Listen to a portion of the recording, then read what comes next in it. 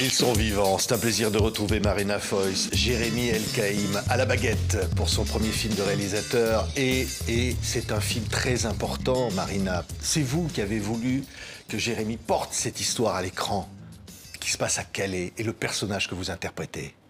Oui, j'ai entendu parler du livre sur Twitter, un résumé assez efficace, je dois dire. Une ex-militante FN tombe amoureuse d'un réfugié iranien dans la jungle de Calais. Ça m'a intriguée. J'ai lu le livre et je me suis dit qu'il y avait un film à faire. Surtout parce qu'il y a une figure qui est bien connue au cinéma ou dans la littérature, qui est la chute. Et là, c'est l'inverse, c'est l'éveil. Et c'est comment quelqu'un, grâce à l'amour, passe de l'ombre à la lumière ou abandonne certaines certitudes pour d'autres convictions. Et que c'est un chemin qui est beau. Oui, Jérémy, ça vous a donné envie justement de faire, pour la première fois, réaliser ce film, raconter cette histoire à l'écran.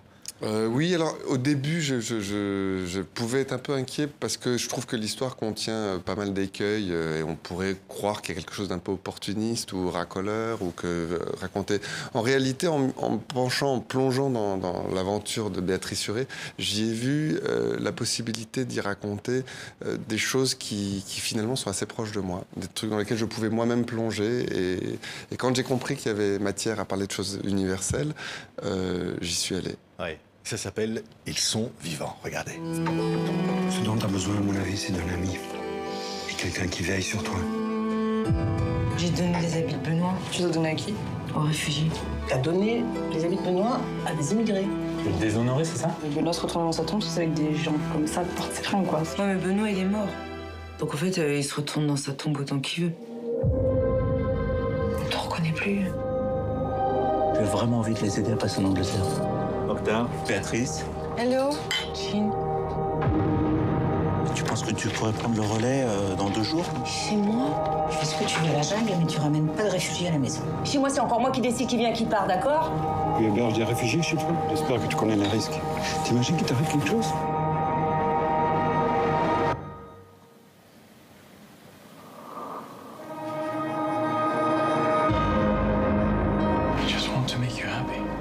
T'es pathétique, t'es une gamine! C'est un basculement, finalement. Votre personnage. Oui, absolument.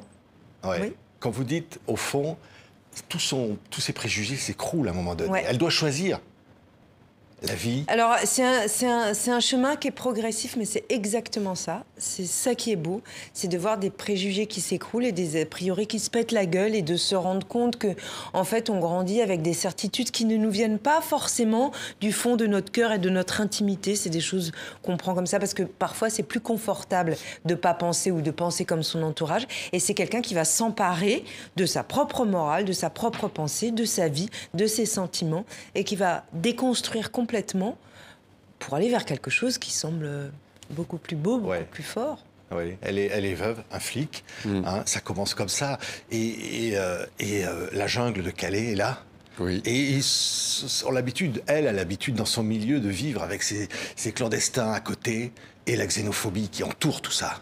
Au fond, ce qui se passe pour elle, c'est quelque chose qu'on peut tous connaître, qui est qu'à la faveur du deuil qu'elle a à faire, à la suite de la mort de son mari, les lignes se déplacent, c'est comme un accident de la vie, et donc effectivement, parfois c'est un petit peu mystérieux, mais on se retrouve en suspens, on se remet à revisiter au fond quelles étaient nos valeurs, même le rapport aux autres, les liens revêtent quelque chose de différent, et c'est, je pense, à ce moment-là que, sans qu'elle se l'explique tout à fait, je dis dans le film, mais je pense que ça a été vrai aussi de Béatrice, avec presque le bon sens, mais le bon sens dans ce que ça a de noble, l'espèce de bon sens populaire, elle se dit, au fond, j'ai les affaires de mon mari qui sont là, il y a des gens qui sont dans le besoin, qui sont pas loin, et c'est pas plus compliqué que ça. Sa démarche, elle n'est pas idéologique, sa démarche, elle est concrète. C'est quelqu'un qui est concret, qui avance avec des éléments concrets, et donc, quand elle va dans la jungle, elle n'y va pas pour épouser une cause, pour s'investir, pour devenir bénévole ou au nom d'une idéologie. Elle y va pour aider des gens qui sont dans le besoin. Et puis en fait, c'est comme une main qu'on rentre comme ça dans une boîte. Elle se fait tirer petit à petit et puis elle découvre un monde dans lequel elle va plonger et le déplacement va se faire et la lumière va jaillir. Ouais. L'acteur, c'est Siar Cohi. Hein. Il est absolument incroyable. Hein. Et alors, c'est une relation sensuelle. qui se crée entre les deux personnages? Bah oui, mais alors là, c'est pareil, la réponse va être très concrète. C'est la seule langue qu'ils ont en commun.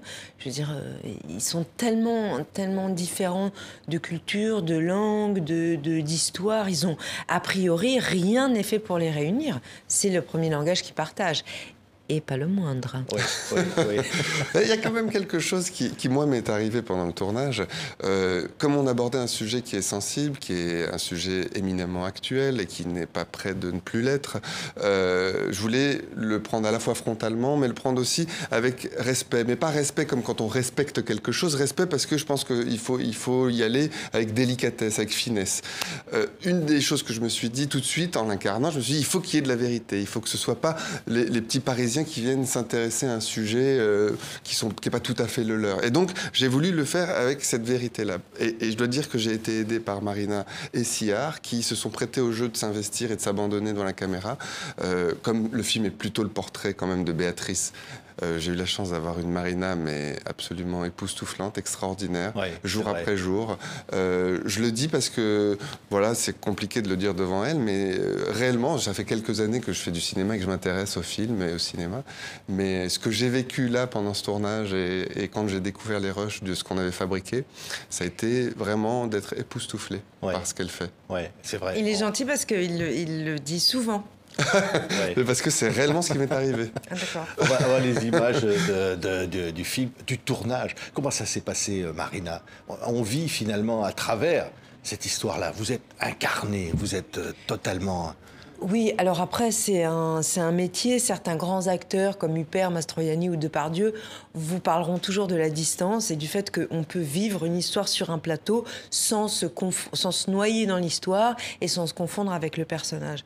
Moi, j'ai toujours un bout de moi, surtout quand je fais une histoire vraie.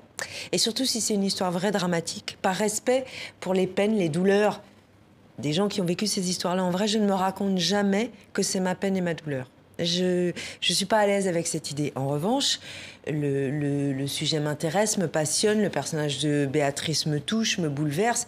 Donc je n'ai pas de mal à me laisser aller pendant la journée de tournage et à donner tout ce que je peux de mon empathie, de ma compréhension, même de mon incompréhension. En fait, donner tout ce que je peux de moi pour nourrir cette histoire, mais je me raconte jamais que c'est la mienne. Oui. Alors ce qui est incroyable dans ce personnage, c'est au fond un certain courage. Ah oui. Parce qu'à un moment donné, elle affronte le regard de ceux qui sont, j'allais presque dire, son clan. Ouais.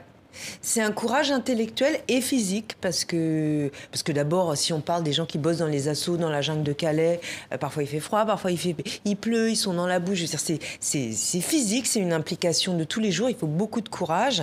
Aujourd'hui, où ils sont emmerdés, par exemple, les aidants, c'est intéressant de leur raconter. Par exemple, aujourd'hui, la préfecture de Calais a fait passer une loi. Vous êtes pénalisé si vous donnez à boire ou à manger dans la rue. Vous avez un PV de 130 €. Voilà. Donc à tous les endroits, les gens qui aident font preuve de courage, bien sûr. Et Béatrice, elle a aussi ce courage intellectuel qui est celui de son parcours. C'est-à-dire de découvrir une réalité qu'elle ne connaît pas, de la regarder vraiment avec disponibilité, de se départir de ses jugements et d'aimer une réalité qu'elle ignorait et de s'y donner pleinement. Ouais, c'est une femme très courageuse. Oui, très, très courageuse. Et cet homme clandestin, son destin est ailleurs. Et quand même, il a ce destin de clandestin à accomplir. Oui, alors c'est intéressant ce que vous dites. On pourrait presque... il pourrait y avoir une lecture qui serait de se dire que ses intentions ne sont pas très nobles. Au fond, est-ce qu'il n'est pas un vil manipulateur? N'a-t-il pas cette histoire d'amour pour être aidé à passer la frontière et pas avec de nobles sentiments? Un des trucs que lui dit, et qui est déjà une pensée assez construite, il dit ce qui nous lie est vrai bien que j'ai besoin d'accomplir mon destin. C'est-à-dire notre rencontre, elle est forte, ça ne fait pas l'ombre d'un doute, puisque l'électricité est là, l'alchimie n'a pas besoin d'être prouvée, elle est une évidence. Les sentiments sont nés de cette alchimie et de cette électricité. La dimension sexuelle, sensuelle, n'est pas éludée par lui. Et il dit que ça a une puissance. Et pour autant, il ne voit pas en quoi il n'aurait pas à suivre son destin et son chemin. C'est son paradoxe, c'est sa complexité. Il y en a d'autres dans le film. J'aimais bien l'idée de faire de cet être-là, de cette personne exilée, un être désirant. C'est une des choses qui m'intéressaient, qui a été évoquée assez tôt par Marina quand on a parlé du projet. C'est des êtres désirants. Et moi, je voudrais rebondir. Vous avez dit son destin de clandestin. En fait, il y a un truc qui me va pas à l'oreille. Son destin, comme nous tous, on a un destin, c'est certainement pas celui d'être clandestin. Il a son destin qui est réduit à la clandestinité par les politiques que mènent les pays européens. Et à aller vivre en Angleterre, et à passer en Angleterre. Il est, comme plein d'autres, dans une situation de survie, et la seule solution qui lui apparaît, c'est d'aller vivre en Angleterre, peu importe ses raisons intimes. Mais en tout cas, ils sont pleins à envisager ça comme solution au risque de leur vie quand même, parce qu'il faut décider de s'arracher à son pays, à sa famille, à sa culture, dans l'espoir d'une vie meilleure. Ils le font en sachant qu'il va falloir traverser, que de la traversée, certains survivent, d'autres pas. C'est une réalité. On n'a pas un destin de clandestin. Personne ne naît. Si tant est que le destin soit quelque chose qui existe à la naissance, personne, sauf si on est confronté à ces politiques-là, n'a un destin de clandestin. Ouais. Et la réalité pourrait être tout autre. Il pourrait avoir un destin de mec très bien accueilli dans un pays qui a les moyens de l'accueillir. Ça pourrait être ça, son destin. Ouais. C'est ce que montre le film, au fond. Et au fond, il n'y a pas non plus de jugement. Il n'y a pas de... C'est pas un film militant. En tout cas, je ne sais pas, militant, non, mais il n'y a pas de volonté de donner des leçons à qui que ce soit, en fait, à quel groupe. C'est pas, je ne pense pas que ce soit le rôle du cinéma. En revanche, je pense que le cinéma est politique et qu'il dit son point de vue, son point dans le monde. J'adore entendre Marina s'exprimer comme elle est en train de le faire, parce que je suis tout à fait d'accord en tant que citoyen avec ce que j'entends. Je la trouve brillante, vraiment. Quand elle dit ça, c'est des paroles qu'on n'entend pas et qui méritent d'être dites, parce que au fond, c'est assez simple. Il n'y a pas besoin de... oui, en fait, quand on se projette à la place de ces gens, quand on se met, nous, dans nos vies, avec nos familles, à s'imaginer être dans un pays... voilà, si la France, tout d'un coup, devenait un pays dans lequel on ne peut pas vivre avec ses convictions, avec ce qu'on est, avec sa couleur de peau, je ne sais quoi, avec sa religion, on serait obligé de faire des choix. Et ces choix, en réalité, sont courageux. On ne part jamais de gaieté de cœur. J'ai aimé qu'elle dise ça. Le film, il contient ça dans son inconscient. J'espère qu'il pourrait déplacer les lignes pour les spectateurs comme elles ont été déplacées pour Béatrice.